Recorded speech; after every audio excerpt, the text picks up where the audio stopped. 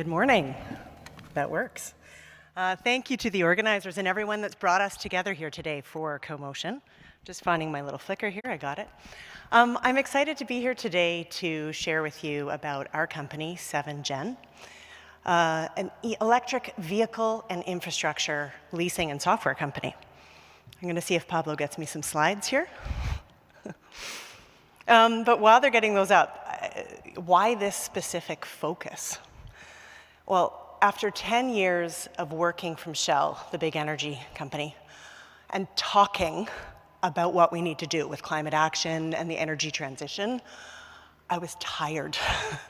I was even frustrated. Couple that with becoming a mom to 2 young boys, just really felt motivated to stop talking and start doing. And when you have little kids, you can't do in the abstract. They don't understand carbon sequestration and all of these things that need to happen, but they do understand things they can see. And something that they could see was happening on our streets in recent years.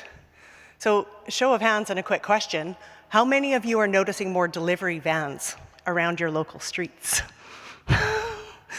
Yeah, we sure do. 15 Amazon vehicles a day.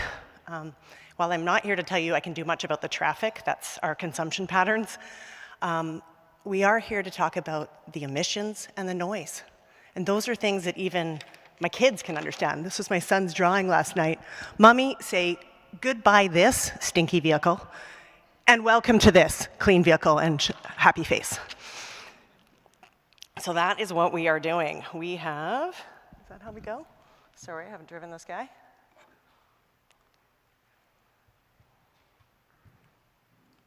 Team with the clicker. There we go. So problem solution, classic structure. I mean, the science is pretty clear.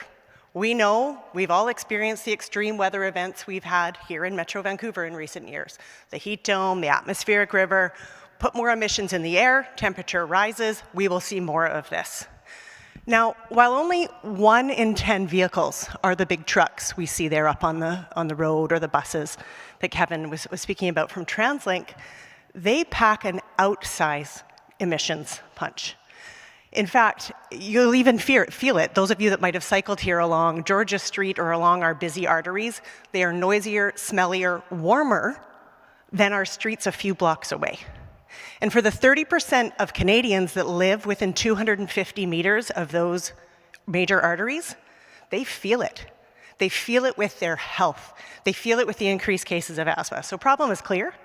7Gen has come together to, as we say, mobilize the money and the know-how to deploy available clean technology today. Let's not wait for it to become cheaper. Still, I'm not driving these slides very well. There we go. Market opportunity. I mean, we know it's big. We all put up our hands. There's more of these vehicles moving things and people around our cities. But I want to point out and pause for a moment. This is a Canadian opportunity, not just a business opportunity for companies like ours. We have the supply chain of critical minerals that this transition needs. We have homegrown OEMs building, manufacturing, designing these vehicles. Need I add as well, we are one of the countries with a legislated emissions reduction target. We have to lead. And I would like to say we are actually poised to do so very well. Still not driving these things. But one thing to point out, you might be thinking, but hey, Shayna, isn't this happening? Why do we need you? Yes. We're seeing announcements from the Amazons of the world or the Purelators. They're investing $1 billion to transition their fleet and depots. Well, even they are early days. But the point I want to make is they represent just 10% of the fleets registered in North America. So if we leave it only to the big corporates to solve, we're going to be nowhere by 2030. The rest of the 90% of registered fleets have 1 to 100 vehicles. And that's what companies like 7Gen are designed to address. Again, mobilizing the money and know-how they may not have available or in-house. In terms of some of the companies that are choosing to work with us, yes, it includes some of those big corporates. While they're building their own internal capacity for this transition, they're happy to work with a team like ours, as are some of the smaller local fleets that don't have the balance sheet or in-house knowledge to navigate this transition themselves. I'm really struggling with this clicker. In terms of what we offer is the next slide I'm trying to get to. Pablo, I might ask you to help with driving this, because I'm really struggling. In terms of what do we offer 3 main things. We finance both the infrastructure installation and vehicle, as well as we've developed a software layer to help pull from vehicle telematics as well as charging operating systems, to give our clients both the knowledge to start learning how to optimize along the way, also to see when things don't work, as frankly can be the case with new technology. Lastly, we are using the data from our software system to help them process and file for their low-carbon fuel credits, which is frankly an important part of the business case for this transition, especially in provinces like BC. I'm really struggling. We needed a demo. Trying. There we go. Okay, really quick. In terms of our advantage, we had Daanaa earlier in the last session talking about understanding different types of capital. So unlike some of our competitors in the fleet rental space or the transportation as a service depot space, we are not leveraging venture capital. We are leveraging bank debt, which is cheaper. Secondly, we are the only player offering EV as a service across Canada. Most of our competitors are doing this in either Europe, California, or starting to do so in New York. Thirdly, we've been at this for a while. We started 7Gen at the tail end of 2019, with most of our competitors getting funded or coming into the space in the last 12 months. And lastly, we're technology agnostic. So vis-a-vis OEMs who will say, we offer an EV as a service, charger and vehicle, their objective is to sell trucks. Charging as a service provider, their objective is to build their network. Our objective is to fund and help fleets successfully deploy these clean technologies. So again, sorry for my messy driving of the slides there, but I am here to tell you we are a locally based company to watch. We are 25 committed and passionate people delivering this transition and hoping to demonstrate BC's leadership in this space. Important to note, my co-founder, Franz, has successfully built and sold a venture previously and is very active both in the Cleantech community with the Foresight Entrepreneur in Residence program, as well as the social entrepreneurship scene here in Vancouver. And for the 25 of us that work for 7Gen, this is personal. As it even says in our values and in our name, 7Gen is short for 7 Generation Capital, which comes from the First Nation or is inspired by the First Nations principle of 7 generations thinking. So considering the interconnectedness of things, which frankly all of us in this room need to be considering. And also using or ensuring that today we use resources in a sustainable way so as to not impact future generations' ability to meet theirs. We are not alone.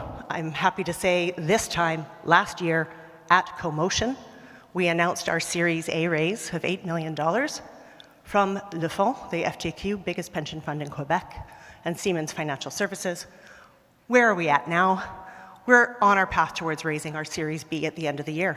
Yes, in a tough capital market, and yes, with some investors identified that are keen to lead. So that means building our team, honing our processes, and being ready for the scale both we need and we as a successful company will deliver. So my ask to those of you in the room, introduce me to commercial fleets that would be ready to deploy these trucks and shuttles in the next year. Why? That's essential for us to achieve our our $10 million annual recurring revenue target. And our offer is we are going to make sure BC leads on this. And our clients are zero emissions. Thank you so much, Shayna. Thank you. I owe you. Thank you. Great job.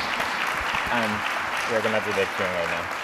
Okay, so we are ready for some questions from our panel of experts. Who wants to go first? Is this working? Perfect. So my first question to you is, much as I'm an engineer, it's purely financial. There's an old rule of thumb that says in order to make money, you need money. How big is this Series B, and how much will that allow you to scale? What sort of fleets, global fleet size or national fleet size will you actually achieve with it? Awesome. Great question, David. Thank you. So we're targeting a $30 to $50 million raise. And currently, we have 22 customers. We've deployed just shy of 100 vehicles. and are on task to go towards 300 vehicles deployed next year. That influx of cash is going to help us move towards our goal of $2 billion deployed and hundreds of assets on the streets in the next 2 to 3 years in North America. Okay, go next. Nick from TransLink here. So thank you very much. I mean, obviously time is of the essence for the climate emergency. I can see companies with smaller fleet, but also larger fleets, they have a hard time like really trying to decarbonize as fast as we want, right? I just wonder, at the stage you're in now, what would be the optimal customer, optimal next customer if you put up a wish list, like in terms of fleet size or operations and all that? What are you looking for right now? Ideal is the 50 to a few hundred vehicles. They buy into both our financing proposition and our knowledge proposition. For scale, we're needing to do business with some of the bigger ones, which is harder. It takes a lot of energy from our little team, but they're our ideal. And I'm delighted to say we're also financing a few owner-operators. They own 2-3 trucks. We'll help them too.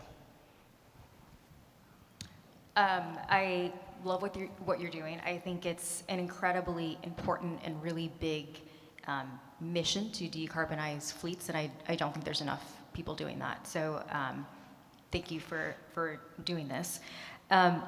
My question is around how you guys are differentiated. So I think you had a slide with the 4 or 5 different things that you work on, including the software platform, financing, and other things. When you look at that list of, let's call it a product suite that you offer to your customers, how are you building the team that is best enabled to differentiate those products compared to other companies or teams that are working on this hard problem in the market today? Yeah, excellent question, Daanaa. We're in that zone right now. And hence the 4 points I made there. We're really intentionally hiring. So we're hiring from a diversity of places in the industry, people that know vehicles really well, people that know utilities very well, people that run projects really well. And the common denominator, frustrated with how slow it is. So we're really, even the Purelators of the world and the DHLs of the world whom we're working with, they're coming to us when they go, man, these guys are doing it faster. They're getting on with it. So in terms of what line will hold, and to Niklas's question, whom our ideal clients will be, some of that is getting shaken out right now. So I'd love to talk in 6 months. Perfect. Time is up. Thank you so much, Shayna. Thank you. Okay.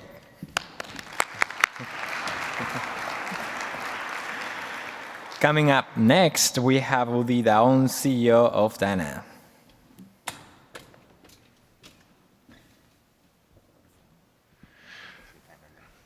Thank you. Good morning. Technology advanced enough is indistinguishable from magic. Now, I didn't come up with that. That's Arthur C. Clarke. What we're doing isn't magic. It's actually rooted in deep physics, and it's a clever implementation that allows us to augment, control, and manipulate the near-field reactive electromagnetic space. And it comes in the form of a chip that allows us to eliminate the need for wires, cables, connectors, inverters, and converters in a variety of industries to basically introduce efficiencies where there currently are not. Same clicker issues, or not. So I'll talk about a couple of use cases that we're tackling. The first is in the electric vehicle space. There's the mental model that we charge the vehicles the same way that we fuel them. You arrive in a place and you plug a thing and you wait for it to basically get the energy. It takes longer, it's more expensive, it takes more resources, and for the drivers that really don't want to spend a lot of time in the vehicle. The idea that there's a lot of energy floating around that we can use to balance some of the grid issues is very correct. However, it takes all of that components that exist, all the inverters and converters on the wall inside the vehicle to be duplicated.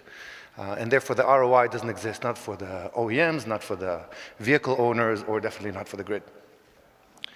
Seemingly unrelated, when we talk about the batteries themselves, they're all connected in series, which means if one of them has an issue, they all have an issue. It's like the old Christmas lights. And that leads to the problem being managed via a variety of instruments and technologies and cables and connectors and AI. And the key word is managed, not solved. We're solving all of those issues with a very powerful power pixel chip. And it allows us to introduce quite a few capabilities. And let me show you what. Going from left to right, and this is a busy slide, so please excuse me for a second. Going from left to right, we take either AC or DC, and sorry for being technical, that's not an 80s band, that's a form of how electricity is delivered. And that power pixel that I showed you, we can distribute through one or many, through air, water, plastic, concrete, wood, any combination thereof, to be collected on the other side via one or multiple of those pixels and provide AC or DC on demand. The whole thing works in reverse, so the system is bidirectional in essence, and there's an embedded data layer. So that power pixel allows us to essentially eliminate the inverters and the converters, which are incredibly heavy and expensive, while eliminating the usability issues that exist with power transmission. So how is it implemented in real life?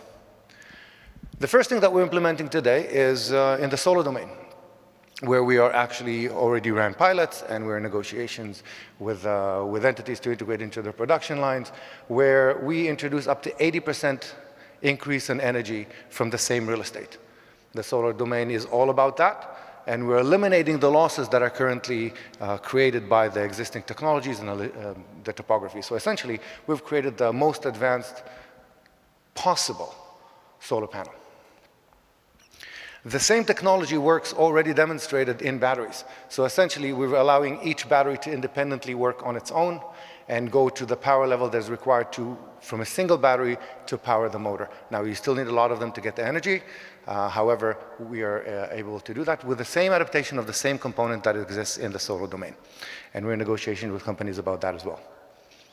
Lastly, we're capable of charging the vehicle with basically just park on top of it and leave. So if my son, who doesn't park the same perfect way that I do, parks, then he will still charge, right? It doesn't matter how, you don't need accuracy.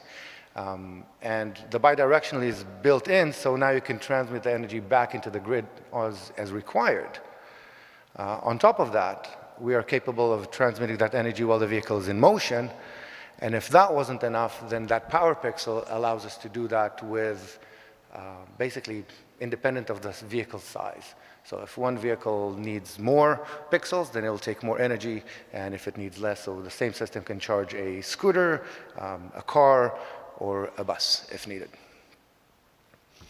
Everything that I told you, other than the data layer that is embedded within the system as well, is demonstrated in hardware, and we're already negotiating the integration into production lines, demos running, also on the battery domain and the solar domain, EV charging we've demonstrated already, and consumer electronic devices, even though this is not our focus. We're focused on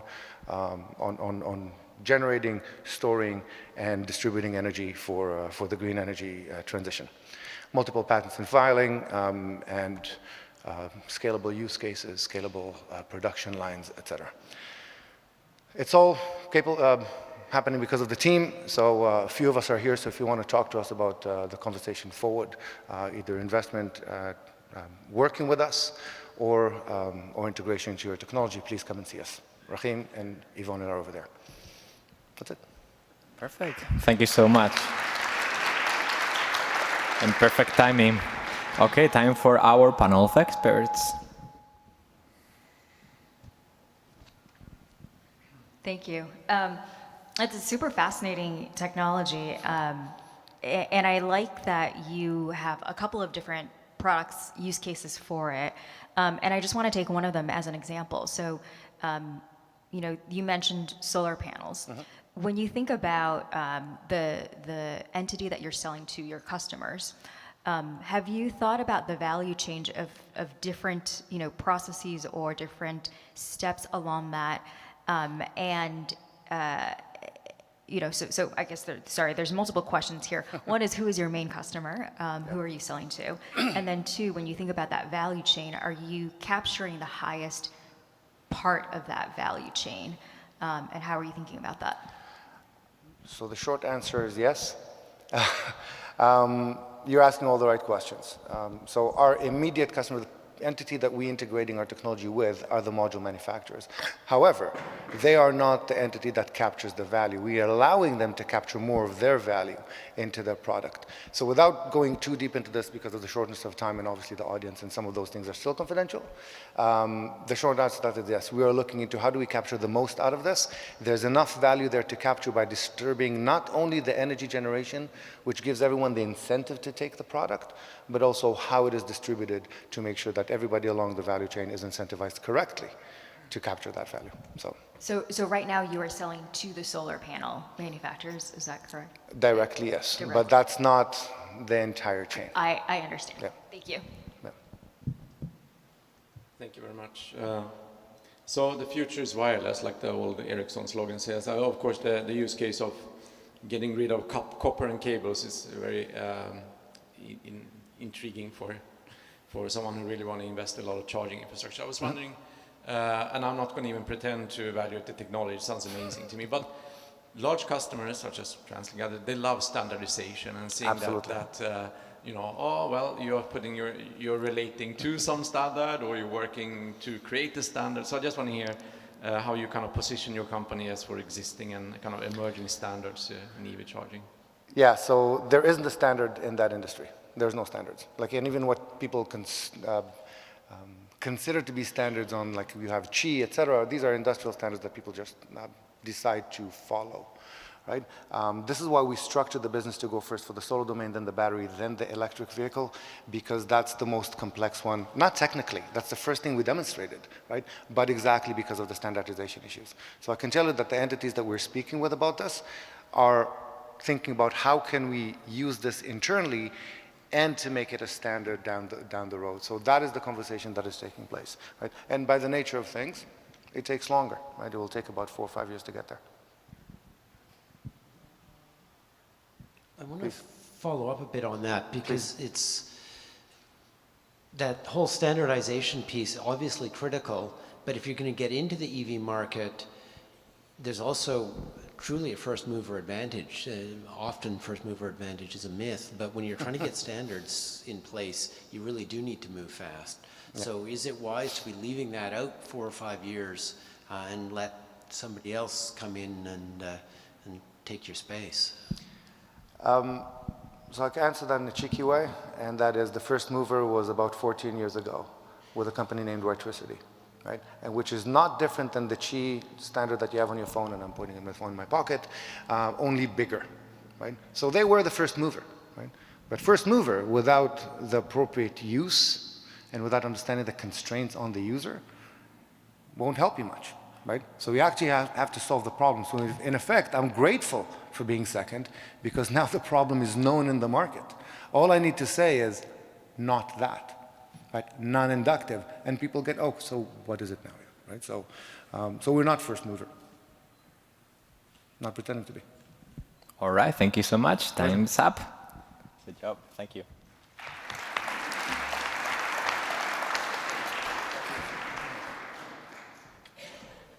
No more clicker issues. Okay, last but not least, we have Aleksey Matyushev, CEO of Natilus.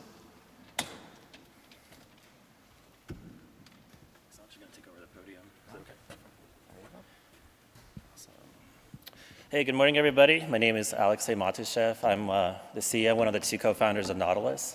A little bit about my background. I started in aerospace, specifically in aviation, as an aerodynamicist. I led engineering teams taking clean napkin sketch airplanes all the way through certification through a variety of industry, well, a variety of different sectors, including general aviation, commercial, and black military projects. And we started Natilus in 2016 through the belief that airplanes need to change as air freight is changing. So right now there's only 2 ways to ship goods internationally. One is, of course, by ocean, and the other one is by air freight. And right now, air freight is a very expensive but very timely project, and ocean freight is a commodity. What Natilus does is it splits the difference, capturing the timeliness of air freight at a cost point closer to ocean freight. So we do it through 3 key technologies. The first one is the understanding that it's really volume, not weight, that drives air freight today. And so Natilus came up with this new concept design called the blended wing body, which essentially captures the mass weight of an airplane, but a volume point of about 50 to 60% more. The second key technology is because we can carry double the amount of revenue cargo, we actually are able to reduce CO2 percentages by about 50%. And the third key technology is the understanding that there's a huge lack of pilots in the world today. And so Nautilus has three key technologies kind of bundled together with autonomy to help pilots scale into the airlines.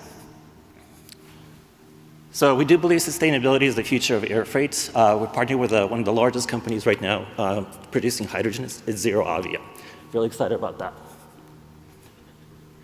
So Nautilus has the ability to essentially revolutionize the way we think about airplane design on the commercial market, specifically a more volume-centric design surrounding a diamond bay configuration, which Nautilus has a patent for. If you look at the total addressable market right now, it's a duopoly between Boeing and Airbus. Nautilus is the third entrant into the market space, taking the $270 billion market and expanding it by another $200 billion. So it's a big vision, but we have a really good growth strategy. So today we have three products that kind of are a stepping stone approach to get to the really large product, which is a trans-Pacific freighter. So the first airplane is an 85-foot wingspan feeder operator, taking cargo from 1 to 2 hour flights, about 200 nautical miles. The second product is a 60-ton freighter, the Aleksey, more comparable to the Boeing 767. So that'll be domestic United States, transatlantic, inter-Europe, and inter-Asia. And then the flagship product is the long-haul freighter for long-haul operation between trans-Pacific, Asia to Europe, Asia to United States, and Asia to Africa. So we spent quite a bit of time with our future customers. This is a turnkey solution into their existing infrastructure. So we use existing air freight containers, existing engine technology, and existing ground support equipment. The only new thing we're introducing into the design is actually the autonomy portion. So big idea, but actually have really quite a bit of market traction. So Nautilus today has an order book totaling over $6.8 billion, and the company is now in revenue. Our business model is design, build, and sell airplanes, so we directly compete with Boeing and Airbus. So airplanes seem to be really expensive, but Nautilus has a really key go-to-market approach. So we raised $10 million to date in seed funding. We're currently raising a Series A, which is about $25 million. We have a term sheet already and the lead secured. And then after that, we'll scale up into production. The $25 million Series A round will produce a full-scale prototype out of our facility out in San Diego. After that, we use a combination of debt, venture capital, as well as customer deposits to feed into production. What's really exciting for us as well is that this is a dual-use technology. So we're already starting the bid process with other military partners to go help out strategic airlift and aerial refueling as well. And love to answer any questions. Okay, I can kick us off. Then first, kudos on the aesthetics. I think we'll see more UFO sightings report. This looks really good. I guess anything that goes up has to come down, right? This is a mantra in aviation. I think the securing good takeoff and landing infrastructure and partnerships going to be key, I guess, right? So can you talk a little bit more on how you are approaching airports? Does an airport have to make a major investment to be able to receive, or are you thinking maybe outside airport? Do you need to use the traditional existing airports, or are you thinking you're there as well? So the way that Nautilus operates today is we're conventional takeoff and landing. We're not eVTOL. We don't have battery technology built the airplane. So we use traditional runways. For the first product, as an example, it's about a 3,500-foot runway, which is a regional airport, mostly in the United States, Europe, and Asia. As far as certification goes into the airport infrastructure, there's none. So as soon as we certify with the FAA, which we're on track to do, we're able to fly autonomously into any airport in the United States, and then Canada, of course, later, and then Europe.